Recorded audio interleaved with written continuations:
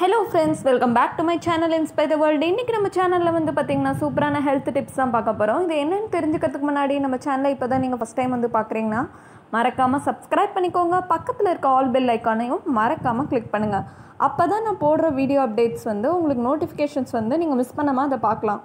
இன்னைக்கு நம்ம பார்க்க போறது என்னன்னு பாத்தீங்கன்னா நிறைய பேருக்கு வந்து பாத்தீங்கன்னா தொண்டை கரகரப்பு, இருமல், சளின்னு இந்த மாதிரி பிரச்சனை இருந்துக்கிட்டே இருக்கும்.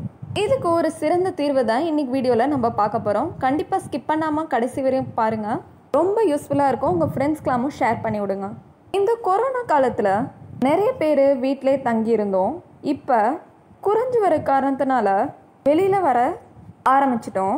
இப்படி வெளியில் போயிட்டு வீட்டுக்கு வரும்போது லேசாக தொண்டை கரகரப்பு இருந்தாலே பயத்திலே பற்கள் தந்தி அடிக்க ஆரம்பிச்சிடும் தான் சொல்லலாம்.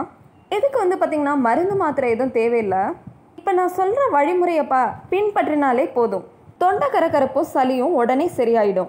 ஃபஸ்ட்டு நீங்கள் என்ன பண்ணலான்னா பசும்பாலை நல்லா கொதிக்க வச்சு கொஞ்சம் சுண்டி நிலையில் நல்லா ஆற வச்சு கொஞ்சம் வெது வெதுப்பாக இருக்கும்போது மஞ்சத்தூள் சேர்த்து மஞ்சள் கலந்த பாலை மிதமான சூட்டில் காலையும் இரவிலும் பருகிட்டு வந்தோன்னா வறட்டு இருமல், அப்புறம் நெஞ்சு சளி இதெல்லாம் சீக்கிரம் நீங்கும். வெந்நீர் தண்ணீரை நல்லா சுட வச்சு குடிங்க. இந்த வெந்நீர் குடிக்கிறதுனால தொண்டையில் ஏற்படுற வீக்கத்தை குறைக்கிற தன்மை உண்டு. இது வந்து பார்த்திங்கன்னா சளி, காய்ச்சலுக்கு காரணமான தொற்றுகளை நீக்க உதவும். அடுத்தது பார்த்திங்கன்னா ஆலிவ் விதைகளை தண்ணியில் போட்டு நல்லா கொதிக்க விடுங்க. அப்புறம் அதில் கொஞ்சம் எலுமிச்சை சாறையும் தேனையும் சேர்த்து பருகி வந்தோன்னா சளி, இருமல் இதெல்லாம் காணாமலே போயிடும். அடுத்தது என்ன பண்ணலான்னா அரை தேக்கரண்டி தேனில் கொஞ்சம் எலுமிச்சை சாறு, கொஞ்சம் பட்டைத்தூள் சேர்ந்து கலந்து டெய்லிக்கும் 2 தட்டி சாப்பிட்டு வந்தோன்னா சளி, இருமல் தாங்காது. அடுத்தது வந்து பார்த்திங்கன்னா சளி ரொம்ப அதிகமாக இருந்துச்சுன்னா மிளகு 1 ஸ்பூன் எடுத்து நெய்யில் வறுத்து பொடி செஞ்சு வச்சுக்கிட்டு டெய்லிக்கும் 3 வேளை அரை ஸ்பூன் பொடியை சாப்பிட்றது ரொம்ப நல்லது. 2 நாள்லேயே நல்ல குணமாயிடும். சளி பிடிச்சிக்கிட்டு மூக்கழுக தொடங்குச்சுன்னா மிளகு நல்லா இடித்து தூளாக்கி தேனில் கலந்து 3 வேளை சாப்பிட்டு வந்தோன்னா சளி சரியாகிடும். கடைசியாக வந்து பார்த்திங்கன்னா ஒரு துண்டு சுக்க நல்லா தோல் நீக்கிட்டு 1/2 லிட்டர் நீரில் வந்து போட்டு நல்லா சுண்டை காய்ச்சிக்கணும். அதுக்கப்புறம் அதோட பால் சேர்த்து சர்க்கரை வேணா போட்டுக்கோங்க.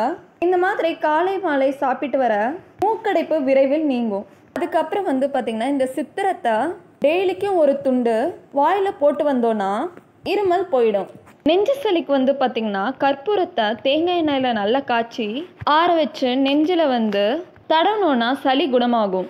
ஸோ சளி, இருமல்லாம் வந்துச்சுன்னா இந்த டிப்ஸ்லாம் ஃபாலோ பண்ணுங்கள். உடனே மாத்திரைலாம் போடாதீங்க.